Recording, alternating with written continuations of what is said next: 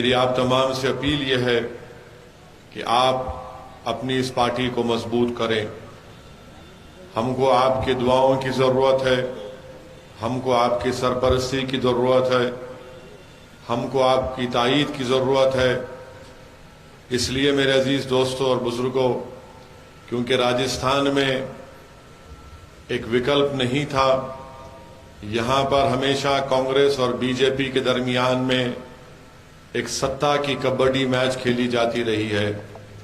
अब इंशाअल्लाह ताला एक तीसरी ताकत के तौर पर मजलिस राजस्थान में उभरेगी और मुझे यकीन है कि आपकी तायीद, आपकी सरपरस्ती से ज़रूर इंशाअल्लाह ताला मजलिस का सफ़र कामयाब रहेगा। और मुझे यकीन है कि यहाँ पर इंशाअल्लाह ताला मजलिस एक सियासी ताकत बनकर राजस्थान के सरजमीन में उभरेगी। मेरे अजीज़ दोस्तों और बुज़ुर्गों, मैं ये बात इसलिए आपसे अर्ज़ कर रहा हूँ कि आज हमारे वतन अजीज़ की जो सियासत है, जो माहौल है, उससे आप तमाम लोग बाखबर भी हैं और उसको आप बखूबी जानते भी हैं। और आप ये भी जानते हैं कि जब पिछले असेंबली या विधानसभा के चुनाव हुए थे तो यहाँ पर राजस्थान की जनता ने कांग्रेस को वोट दिया और कांग्रेस सत्ता में आई। भाजपा के भी लोग कामयाब हुए और उसके 3 महीने या 3.5 महीने के बाद जब पार्लियामेंट के चुनाव हुए तो यहाँ से एक भी कांग्रेस का उम्मीदवार बहैसियते मेंबर ऑफ पार्लियामेंट कामयाब नहीं हो सका। मेरे अजीज दोस्तों और बुजुर्गों, मेरी जिंदगी का जो तजुर्बा है वो बहुत छोटा है, मगर मैंने जो अपने बड़ों से सुना है, अपने बड़ों के तजुर्बों की बुनियाद पर जो उन्होंने मुझे सिखाया है और जो मैंने अपनी सियासी सफ़र में, जो एक छोटा सा सफ़र रहा है अभी तक, जो मैंने गलतियां करके, ठोकरें खाकर और ज़हीन लोगों की राय मशवरे को सुनकर जो मैंने ये सुना और समझा, वो ये है कि याद रखिए कि जब तक आपके पास अपनी एक सियासी आवाज़ नहीं होगी, हम अपने मसाइल को हल नहीं करवा सकते। आप बरसों से हम लोग वोट डालने वाले बन चुके हैं, मगर हम वोट लेने वाले नहीं बने हैं। कोई ये कहेगा कि इसकी मिसाल क्या है, या फिर हमको समझाओ। मेरे अजीज दोस्तों और बुजुर्गों, याद रखिए, जब तक आप अपने वोट से अपने नुमाइंदे को कामयाब नहीं करेंगे, आपसे इंसाफ नहीं होगा। जब तक आप अपने वोट से इत्तेहाद की ताकत पर आप अपने नुमाइंदे को कामयाब नहीं करेंगे, हम अपने मसाइल को हल नहीं करवा सकेंगे। जब तक आप अपने वोट की ताकत पर अपने नुमाइंदे को कामयाब नहीं करेंगे, चाहे वो चुनाव विधानसभा का हो, पार्लियामेंट का हो, जिला परिषद का हो या लोकल बॉडी का हो, याद रखिए हम अपनी तकालीफ को दूर नहीं कर पाएंगे। ये इसलिए मैं कह रहा हूं क्योंकि जहां कहीं भी मैं जाता हूं वहां पर मसाइल लोग हमको बताते हैं, जिम्मेदार लोग बताते हैं, और जब हम उन मसाइल को देखते हैं और जब आवाम से पूछते हैं कि ये मसला क्यों नहीं हल हुआ, तो जवाब में ये आता है कि हमारा विधायक या हमारा सांसद या हमारा लीडर जिसको हमने अपने वोट से मुंतखब किया, वो हमारी तकालीफ को महसूस नहीं करता। वो सिर्फ चुनाव के दरमियान में हमारे पास नजर आता है, फिर 5 साल के बाद दोबारा हमारे गली कूचों में, हमारे गांव में आकर हमसे वोट की भीख मांगता है, और फिर जब भीख मांगता है हमसे ये भी कहता है कि देखो अगर मुझे वोट नहीं डालोगे तो भाजपा जीत जाएगी।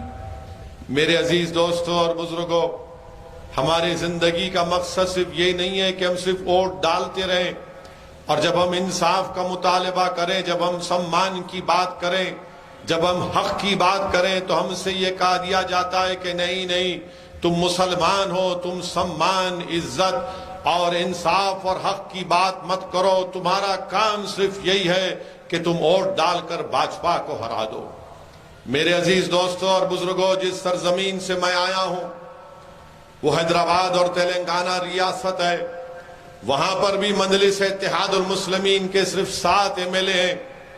वहां पर मुसलमानों की आबादी करीब 65 लाख के करीब है। मैं आपसे पूछना चाह रहा हूं, जब 7 विधायक तेलंगाना में आपकी दुआओं से और आपकी इत्तेहाद की ताकत और कुव्वत के बलबूते पर कामयाब होते हैं, तो फिर वहां पर तेलंगाना में मजलिस की नुमाइंदगी पर, मजलिस के रिप्रेजेंटेशन पर तेलंगाना की हुकूमत ने आज से 7 साल पहले मुस्लिम अक़लियत के लिए एक रेजिडेंशियल स्कूल खोले और आज की तारीख में 60,000 मुसलमान बच्चे और बच्चियां 6ठी जमात से 12वीं जमात तक, 6 से 12th क्लास तक फ्री में स्कूल में पढ़ती हैं। बच्चियों का अलग स्कूल है। मेरे दोस्त सुनो मेरी बात को। मैं थाली मारने के लिए, दाद हासिल करने के लिए नहीं कह रहा हूं। मैं कोई शायर नहीं हूं कि कलाम पढ़कर तुमसे वाहवाह हासिल कर रहा हूं। मैं आपके दरमियान में खड़े होकर आपको ये बताने की कोशिश कर रहा हूं कि तेलंगाना में 60,000 मुस्लिम बच्चे और बच्चियां स्कूल में पढ़ रही हैं, फ्री में पढ़ रही हैं। बच्चियों का अलहदा स्कूल, उसमें उनका अलहदा हॉस्टल, बच्चों का अलग स्कूल और अलहदा हॉस्टल। उनको वहां पर किताबें दी जाती हैं, पहनने के लिए कपड़ा दिया जाता है और बेहतरीन खाने का इंतजाम वहां पर किया गया।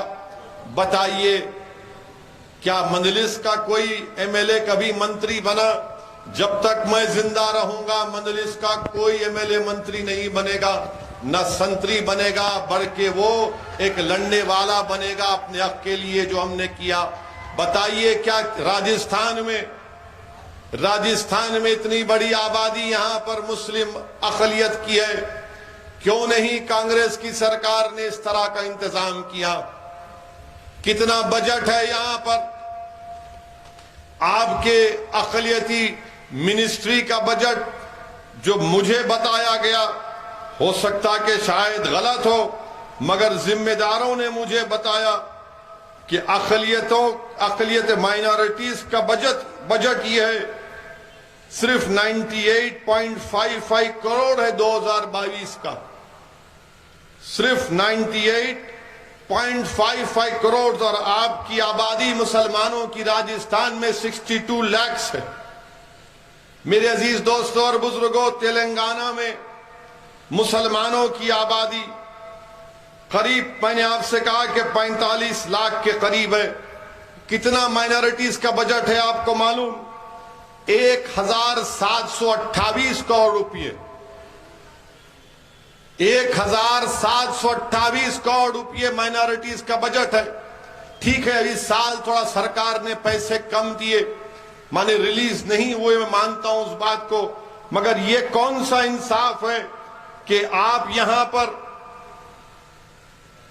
सिर्फ 98.55 करोड़ 62 लाख की आबादी और तेलंगाना में 44 लाख की आबादी के लिए 1728 करोड़ रुपये माइनॉरिटी का बजट है।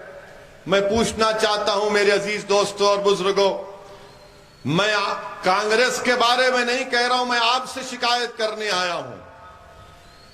मैं जानता हूं कि कोई पार्टी इंसाफ नहीं करेगी। यहां पर भी आपके 8 मुस्लिम MLA, 8 है ना, 9 मुस्लिम MLA हैं। तेलंगाना में 8 हैं, 7 हमारे हैं और 1 TRS पार्टी के हैं। बताइए, फिर यहां पर आपको सिर्फ इतना कम बजट क्यों दिया जा रहा है? 98.55 करोड़ 2022 का माइनॉरिटी का बजट क्यों दिया जा रहा है? इसलिए दिया जा रहा है कि आपको बोल दिया गया कि सिर्फ तुम भाजपा को वोट डालो। यकीनन भाजपा को आएंगे। भाजपा के खिलाफ हम ही तो वोट दे रहे, कोई तो नहीं दे रहा ना। अगर मैं हाथ उठाकर पूछूं कि तुमने क्या कभी भाजपा को वोट दिया, तो शायद 2 या 3 लोग हाथ उठाएंगे, बाकी सब कहेंगे कि हमने कभी भाजपा को वोट दिया ना कभी देंगे। क्या आप भाजपा को वोट देंगे? क्या आप मोदी को वोट देंगे? हम भी नहीं देते तेलंगाना में। मगर ये बताइए फिर ये बजट इतना कम क्यों है? बजट कम इसलिए है क्योंकि जो 9 एमएलए जीत कर गए वो बेचारे बेबस हैं, कमजोर हैं, गूंगे हैं, अंधे हैं, बहरे हैं, उनकी आवाज को सुना नहीं जाता। अगर आपका मजलिस का एमएलए जीत कर जाएगा तो लड़ेगा विधानसभा में और बोलेगा ये कौन सा इंसाफ है, ये कौन सा इंसाफ है। याद रखो मेरे अजीज दोस्तों और बुजुर्गों, मेरी जिंदगी का या आपकी जिंदगी का भरोसा नहीं है, मगर याद रखो अगर आप अपने हक के लिए नहीं लड़ेंगे तो कोई आपकी लड़ाई लड़ने वाला नहीं है। याद रखो, अगर तुम रोकर आंसू बहाकर ये समझोगे कि दुनिया तुम पर रहम करेगी, नहीं जालिम और जुल्म करेगा। अगर तुम भीख मांगोगे कि मेरा हक दे दो, तो सरकार में बैठे वाले ये सब लोग बोलेंगे कि देखो ये भिखारी बनकर आया है, इसको कुछ मत दो, कुछ हड्डी फेंक दो। मगर अगर तुम बराबरी के लिए खड़े हो जाओगे, इन इख्तिदार की कुर्सियों पर बैठने वाले चाहे कांग्रेस हो या भाजपा, उनके सामने आंख में आंख मिलाकर कहोगे कि भारत के संविधान के मुताबिक मैं भी बराबर का शहरी हूं, मैं नाइंसाफी को बर्दाश्त नहीं करूंगा, मुझे अपना हक मिलना चाहिए तो हक मिलेगा। अगर आप सिर्फ चीखे मारेंगे, नारे मारेंगे, हक नहीं मिलेगा। आपको हक कैसे मिलेगा मेरे भाई? जब आप सियासी ताकत को पैदा करेंगे, जब आप सियासी नुमाइंदों को अपने जिताएंगे, तभी जाकर तो हम बात कर सकते हैं। मैं आपको और एक मिसाल दे रहा हूं, शायद किसी को पसंद ना आए, मैं तो बदनाम हूं कि जहां कहीं भी ओवैसी भाषण देता है, मेरे दुश्मन कहते हैं कि भड़काऊ भाषण देता है, कोई कहता है कि ये फुला बोलता है। मैं आपको जो कुछ कह रहा हूं सच्चाई को बयान कर रहा हूं, और अगर मेरी सच्चाई किसी को तकलीफ पहुंचाती है तो मुझे उसकी परवाह नहीं है। अल्लाह मुझे जब तक जिंदा रखेगा मैं सच्चाई को बयान करता रहूंगा और बयान करने की कोशिश करता रहूंगा। और सच्चाई ये है मेरे अजीज दोस्तों और बुजुर्गों, मैं हमारे राजस्थान के जाट भाइयों को सलाम करता हूं, मैं उनको सलाम करता हूं, उनकी सियासी शऊर को सलाम करता हूं। जाट भाई 9% हैं और 200 की विधानसभा में उनके 37 एमएलए हैं, है ना? 37 है, मैं उनको सलाम करता हूं। क्या राजस्थान के मुसलमान हमारे जाट भाइयों से सीख नहीं सकते कि वो 9% है और उनके 37 एमएलए हैं? मैं सलाम करता हूं राजस्थान के हमारे राजपूत भाइयों को कि वो आबादी का 6% हिस्सा है और उनके 17 विधायक जीत कर आते हैं। मैं सलाम करता हूं उनको। मैं आपसे यही अर्ज कर रहा हूं, जब वो कर सकते हैं तो आप क्यों नहीं कर सकते? अच्छा, ये जो आपके कांग्रेस से ये जो 8 एमएलए जीत कर गए हैं, जिनको आपने जिताया है, ईमानदारी से एक बात अपने आप से सवाल करिए, जब तुम उनको देखते हो तो तुम्हारा दिल तुमसे क्या कहता है कि ये मेरा नेता है या कांग्रेस का नेता है? किसका नेता है? आप खुद फैसला कर लो। और जब तुम इस दीवाने को देखते हो जो 1000-2000 किलोमीटर से दूर आया है, तो आप ये कहते हैं कि हाँ, ये मेरी बात करने वाला एक पागल इंसान है जो मेरे जज्बात को समझता है। मगर याद रखो मेरी जिंदगी कब चिराग गुल हो जाए मुझे नहीं मालूम, मगर मैं ये चाहता हूं कि मुझसे बेहतर, मुझसे काबिल, मुझसे जियाले इस शेखावती की सरजमीन पर मंजलिस के पैदा हो जाएंगे तो इंशाअल्लाह ताला इंसाफ के दौर का आगाज हो जाएगा। इसीलिए हमने मेरे छोटे भाई जमील को हमने कन्वीनर बनाया है। ये कोई पार्टी का नहीं है। जमील की काबिलियत यह है कि जमील तालीम के मैदान में काम करता है। इसीलिए मेरे अजीज दोस्तों और बुजुर्गों, ये आपको फैसला करना है कि कैसे आप करेंगे। अच्छा, एक और बात मैं आपको समझाना चाहता हूं, और आप जानते भी हैं कि सबसे ज्यादा अगर बच्चे स्कूल से बाहर हैं तो कौन है। 2017 में एक स्टडी हुई थी जिसमें कहा गया कि मुसलमान और सिखों के बच्चे सबसे ज्यादा स्कूल के बाहर हैं। माने 44% मुस्लिम बच्चे स्कूल को नहीं जाते। क्यों नहीं जाते? स्कूल नहीं खोले गए हैं। अगर स्कूल खोलने का मुतालबा करते तो जो पार्टी पावर में बोलेगी मुसलमान के इलाके में स्कूल नहीं, थाना खोल दो ताकि इनको कंट्रोल किया जा सके। ये मुल्ला लोग, ये बड़े मियां लोग बड़े जज्बाती रहते हैं। थाना खोलो पहले उनको, और फिर अगर कोई जाकर बोलेगा कि ठीक है तुमने स्कूल नहीं खोला तो कम से कम अस्पताल खोल दो, तो बोलेंगे नहीं मियां को अस्पताल की नहीं, शराब की दुकान खोलो। मेरे अजीज दोस्तों और बुजुर्गों, ये मिसाल आपके सामने रख रहा हूं। और फिर आप देखिए, हमने जमील को एक समाज सेवक है, हमने मजलिस की जिम्मेदारी दी, बल्कि मैं यहां पर खड़े होकर हमारे गुज्जर भाइयों को भी सलाम करता हूं। मैं उनको भी सलाम करता हूं, उनकी सियासी शऊर को, उनके इत्तेहाद को सलाम करता हूं कि वो 9% हैं मुसलमानों की तरह, मगर मुसलमानों को रिजर्वेशन नहीं, मगर गुज्जरों ने एक नेता को चुन लिया था। गुज्जरों ने किरोड़ी सिंह बैंसला साहब को अपना नेता माना, उनका इंतकाल हो गया। मैं उनके परिवार को पुरसा देता हूं। मेरे अजीज दोस्तों और बुजुर्गों, आपको अपने सफों से एक नेता को चुनना है। कोई आसमान से नहीं आएगा, कोई जमीन से नहीं निकलेगा।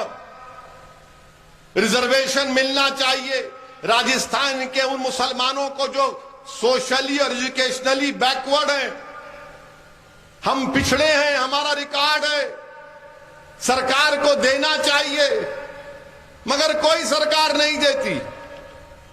रिजर्वेशन मिलना जरूरी है, मगर रिजर्वेशन नहीं मिलना खुद एक नाइंसाफी की बेहतरीन मिसाल है। मेरे अजीज दोस्तों और बुजुर्गों, मेरी इज्जतदार मां और बहनों, मेरी आपसे अपील है कि आप इस पर गौर करिए। और फिर ये शेखावती की सरजमीन सारे मुल्क में, सारे देश में मशहूर है कि यहां से हर घर से कोई ना कोई एक बच्चा भारत की फौज में जाता है। जाते हैं ना फौज में। मगर अब आप ये मेरे सवाल का जवाब दो, भारत के प्रधानमंत्री नरेंद्र मोदी ने जो ये अग्निवीर की स्कीम लेकर आई, क्या ये अच्छा है? जो फौज में जाता है भारत की, वो क्यों जाता है? ताकि देश की सेवा कर सके। उसमें एक इज्जत होता है, एक ऑनर होता है। पूरा गांव खुशियां मनाता है अगर कोई बच्चा फौज में जाता है। पूरे उस गांव के लिए एक सम्मान की बात हो बन जाती है कि हमारे गांव का बच्चा भारत की सरहद की हिफाजत करने के लिए कश्मीर में बैठा है, ताकि पाकिस्तान से कोई टेररिस्ट घुसकर ना आए। सारा गांव खुशियां मनाता है कि इस गांव का बेटा चीन की फौज के खिलाफ फौलाद की तरह खड़ा है। मगर हमारे देश के प्रधानमंत्री ने क्या किया? कहा कि देश की अगर खिदमत करना है तो सिर्फ 4 साल करो। अब आप बताइए, प्रधानमंत्री 2 बार प्रधानमंत्री बन गए, उनको भी चाहिए था कि 5 साल के बाद मैं भी टाटा कर दूंगा। मगर वो तो बोलेंगे नहीं, मैं कभी टाटा ही नहीं करूंगा, मैं जब तक रहूंगा मैं रहूंगा। मगर अग्निवीर के लोगों का 4 साल। आप बताइए मेरे अजीज दोस्तों और बुजुर्गों, ये कैसा निजाम, कैसा फैसला भाजपा ने किया? फौज से एक मजाक किया जा रहा है। आज 50,000 भारत की फौज चीन की फौज से आंखों में आंखें डालकर खड़ी हुई है। डेप्सांग डेमचाक में पेट्रोलिंग पॉइंट 15 के पास, हॉट स्प्रिंग के पास। और भारत के प्रधानमंत्री ने कहा कि 4 साल। और क्या कहते हैं? 4 साल के बाद तुमको 11 या 14 लाख मिलेंगे। प्रधानमंत्री, आपके वादे 15 लाख के पूरे नहीं हुए, आप कौन से 11 लाख 14 लाख का वादा कर रहे हैं? और कहते हैं कि 4 साल के बाद उसमें से थोड़े 10% लोग सेंट्रल पैरामिलिट्री फोर्स में चले जाएंगे और उस 4 साल के बाद एक 25-20% जो भी परसेंटेज है वो फौज में दोबारा लिया जाएगा। यानी 4 साल की सर्विस उसकी कबूल नहीं होगी, वो नए सिरे से शुरू करेगा। आप बताइए मेरे अजीज दोस्तों और बुजुर्गों, वो जो बच्चे अपने सालों तक तैयारी कर रहे थे उनको बड़ी मायूसी हुई है। देश के प्रधानमंत्री से हम कहना चाह रहे हैं, अग्निवीर या अग्निपथ जो भी आपकी स्कीम है ये देश के हित में नहीं है। आज पाकिस्तान और चीन मिलकर भारत को ललकार रहे हैं, ऐसे वक्त में अग्निवीर स्कीम को नहीं लाना चाहिए था। इसको बर्खास्त करने की जरूरत है। ये कौन सी फौज होगी जो 4 साल काम करेगा और फिर उसके बाद घर को आ जाएगा? फिर कहेंगे कि नहीं उसको CCRPF में या ITBP में लिया जाएगा। अरे रिकॉर्ड पेश करो, कितना झूठ बोलते हो भाजपा वाले, कितना झूठ बोलते हैं भाजपा वाले। अरे 10% तो कभी नहीं लिया गया जो लोग फौज से निकलकर सेंट्रल पैरामिलिट्री फोर्स में जाते हैं। मैं आज इस सरजमीन पर खड़े होकर 31 जुलाई 2020 को जो मोहसिन खान जो शेखावती के थे, जिन्होंने नौशेरा कश्मीर में पाकिस्तान के टेररिस्ट से मुकाबला करते हुए, आतंकवादियों से मुकाबला करते हुए अपनी जान की अजीम कुर्बानी दी, मैं उनके परिवार को, उनके माँ बाप को सलाम करता हूं और अल्लाह से दुआ करता हूं कि अल्लाह सुब्हानहू तआला मोहसिन खान के परिवार को अल्लाह सब्र दे और ऐसे मोहसिन खान इस सरजमीन पर अल्लाह लाखों में पैदा कर दे जो भारत की सुरक्षा करते रहे। मेरे अजीज दोस्तों और बुजुर्गों, अभी हमने सुना कि नरेंद्र मोदी सरकार ने भारत में चीता को लेकर आए हैं, अफ्रीका से चीता को लाए हैं। तो मीडिया के लोगों ने हमको जयपुर में पूछा कि बीजेपी ने चीता को लाया है भारत में, इस पर आप क्या बोलेंगे? हमने कहा भाई, देश के प्रधानमंत्री से जब आप पूछेंगे कि युवाओं को आपने 2 करोड़ नौकरियों का वादा किया था, तो प्रधानमंत्री से सवाल होगा नौकरी का, वो चीता से तेज भाग जाते हैं।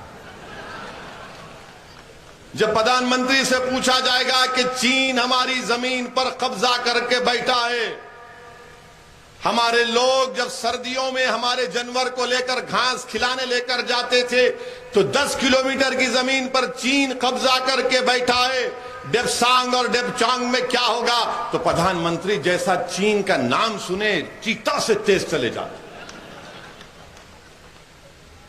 अब क्या बोलेंगे? अच्छा, वो चीता को तो ला तो लिए, मगर कम से कम बीजेपी वालों वाइल्ड लाइफ प्रोटेक्शन एक्ट में तरमीम कर लो। इसलिए कह रहे हैं कि री इंट्रोडक्शन का बात कर रहे हैं। आप बताइए मेरे अजीज दोस्तों और बुजुर्गों, हमारे मुल्क में 20 करोड़ लोग रोज रात में बगैर खाना खाए भूखे सोते हैं। रोज 4,500 बच्चे, मासूम बच्चे मर जाते हैं क्योंकि अस्पताल नहीं मिलता। बेरोजगारी नौजवानों का मुकद्दर बन गया। पूरे विश्व में, पूरी दुनिया में सबसे ज्यादा नौजवान बेरोजगार हैं तो भारत में। पेट्रोल डीजल की कीमतें आसमान को छू रही हैं और देश के प्रधानमंत्री ने जीएसटी लगाया, इतना लगाया जीएसटी कि अगर कोई पेंसिल खरीदेगा लिखने के लिए बच्चा स्कूल का तो उस पर भी जीएसटी, माने पेंसिल पर जीएसटी है। शमशान घाट अगर बनाता है तो उस पर जीएसटी है। यानी जिंदा रहे तो भी मुसीबत, मर गए तो भी मुसीबत। आप बताइए, फिर देश बीजेपी कहती है राष्ट्रवाद के ऊपर कोई कॉम्प्रोमाइज नहीं किया जाएगा। अरे चीन से आप क्यों कॉम्प्रोमाइज कर रहे हैं? फिर चीन हमारी जमीन पर कब्जा करके बैठा है। प्रधानमंत्री ने कहा था कि ना कोई घुसा है ना कोई घुसेगा। तो 16 राउंड की बातचीत, क्या बातचीत थी?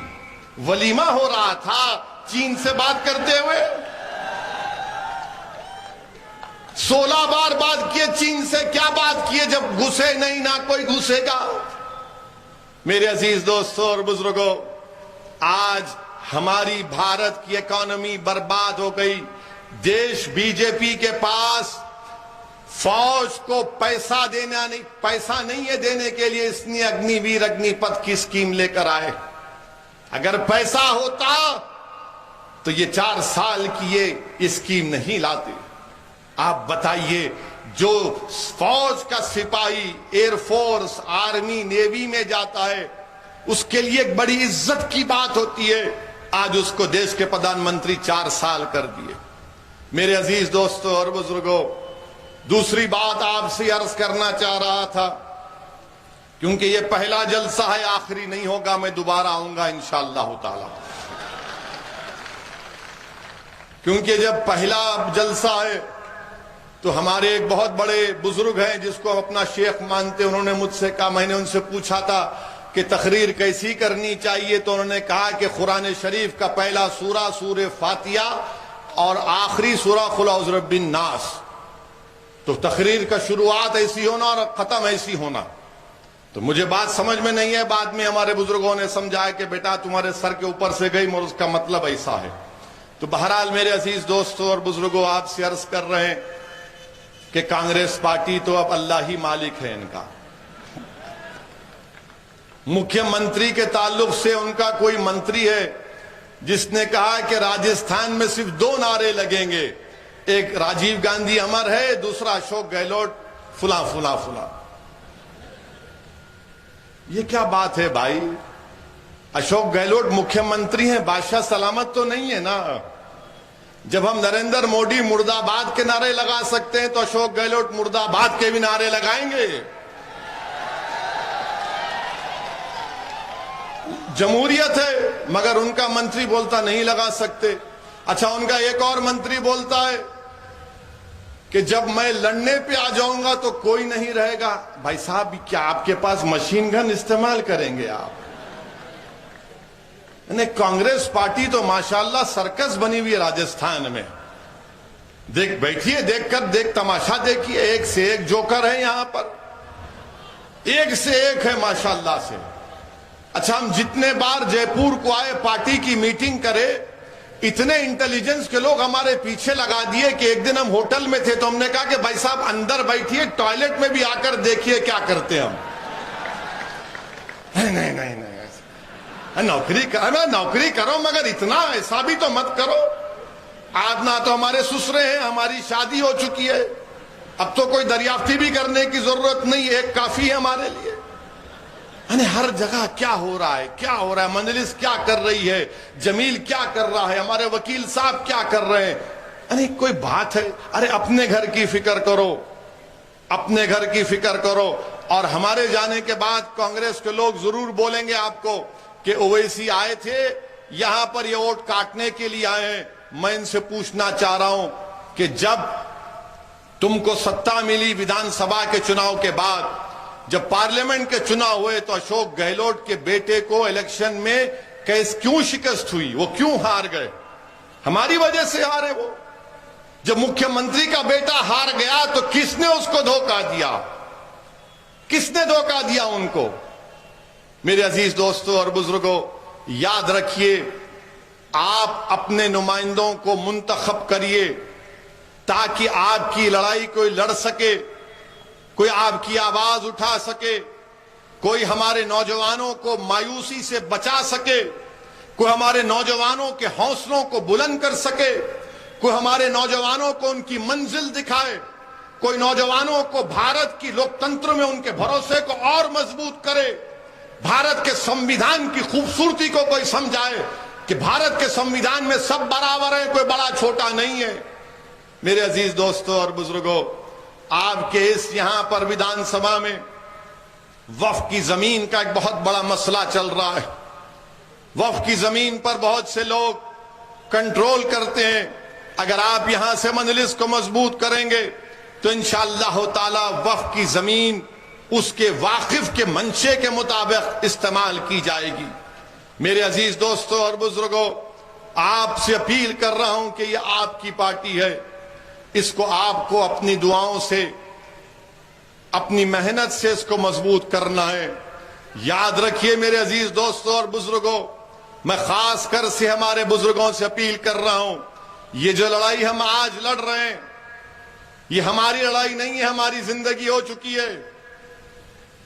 ये लड़ाई हम उन नौजवान बच्चों की लड़ाई लड़ रहे हैं, ताकि वो जब इस दुनिया में आएंगे वो नाइंसाफी का सामना ना करे जो हमने अपनी जवानी में सामना किया था, जो हमने तकालीफ उठाई थी। हमारे बच्चे, आने वाली नस्ल उन तकालीफ को ना उठाए।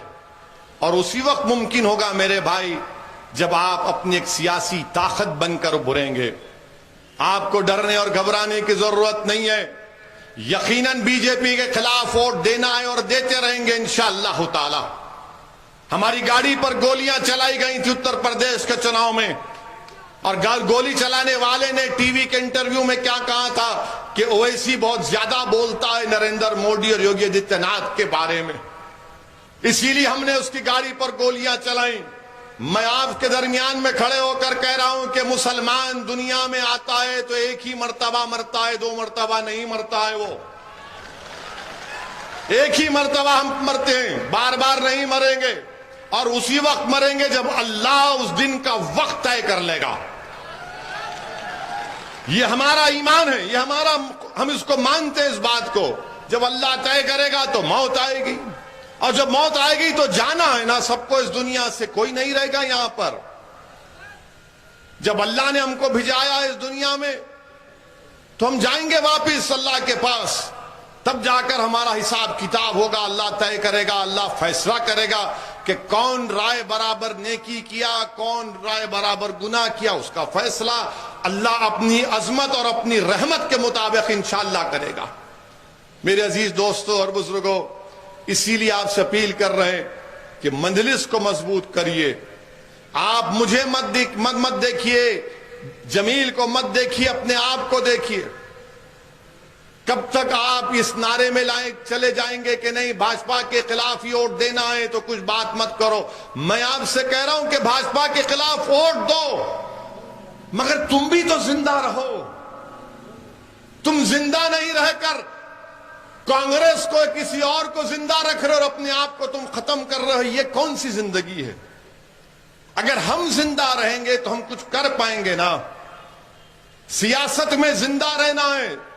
अगर हम जिंदा रहेंगे तो नेकी भी करेंगे या गुनाह भी करेंगे। जब जिंदा नहीं रहेंगे तो ना किसी का फायदा पहुंचा सकेंगे ना कुछ नहीं करेंगे। इसीलिए हम आपसे अपील कर रहे हैं कि आप मेरी इन बातों का गौर से कभी जब घर जाकर बैठे तो इस पर सोचिए।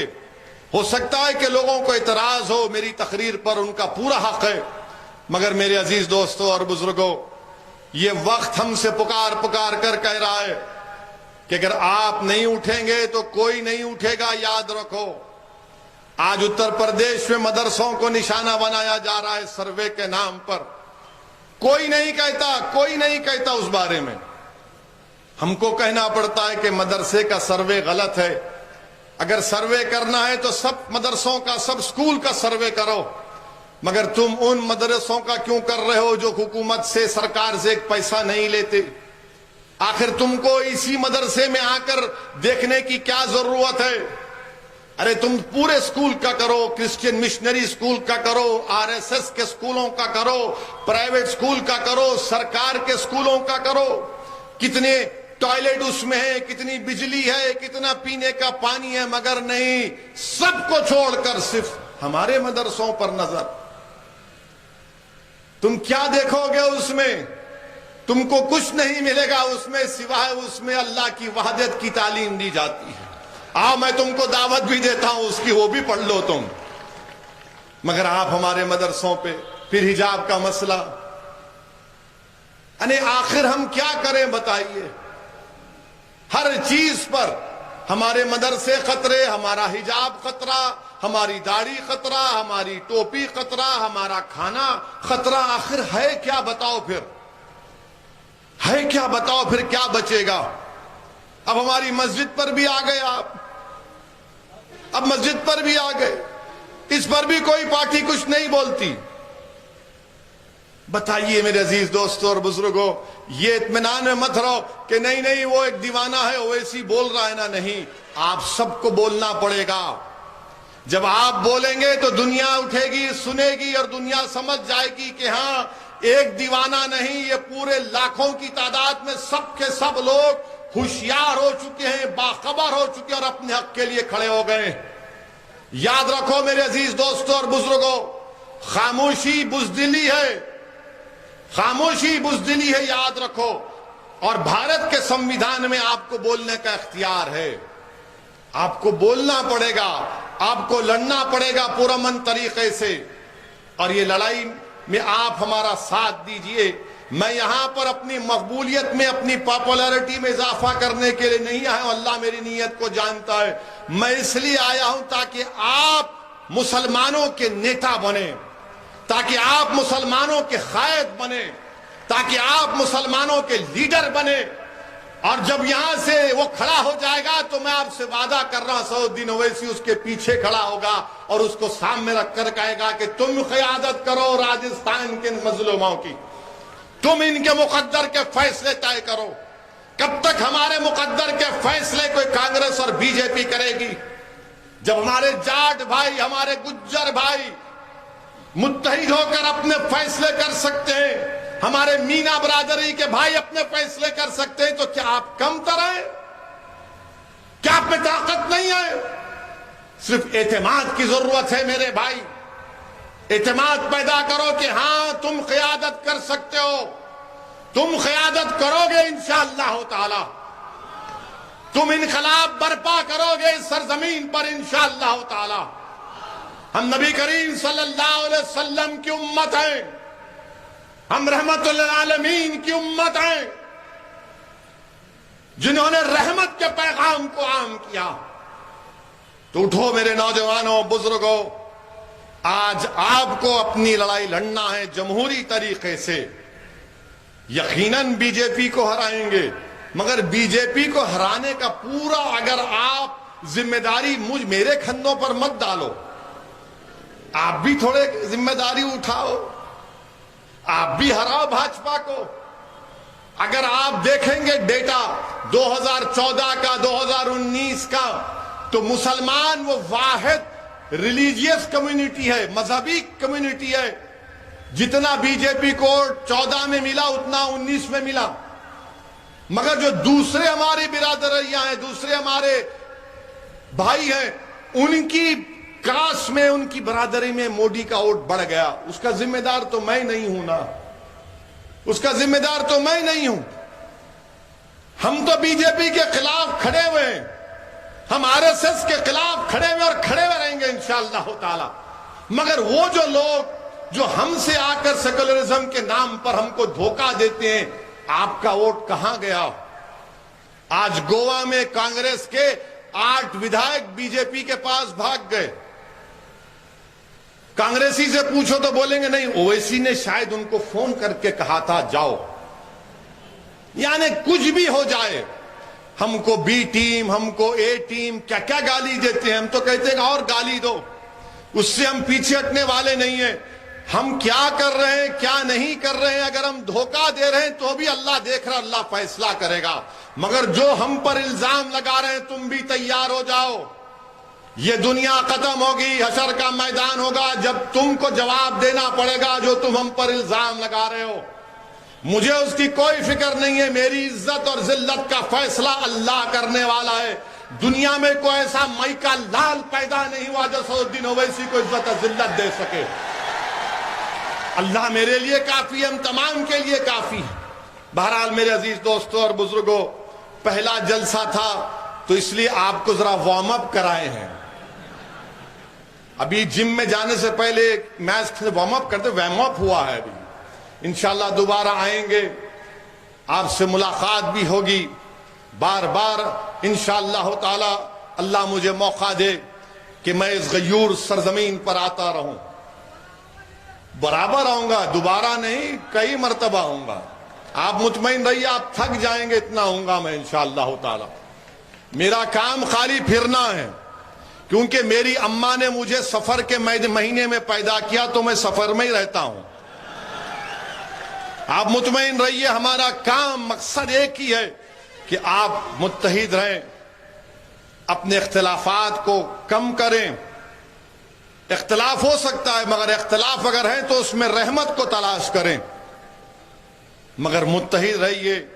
और मैं आपसे फिर से अपील कर रहा हूं कि आप मजलिस की सरपरस्ती करिए, हमको गाइड करिए, हमारे बड़े बनिए, हमारा हाथ पकड़कर हमको चलना सिखाइए, हमको रास्ता दिखाइए।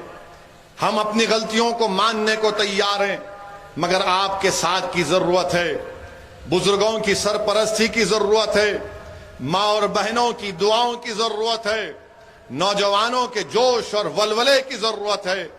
तब जाकर इंशाअल्लाह ताला एक मुस्तहकम एक आपकी सियासी क़यादत बनेगी। अस्सलाम वालेकुम व रहमतुल्लाहि व बरकातुहू।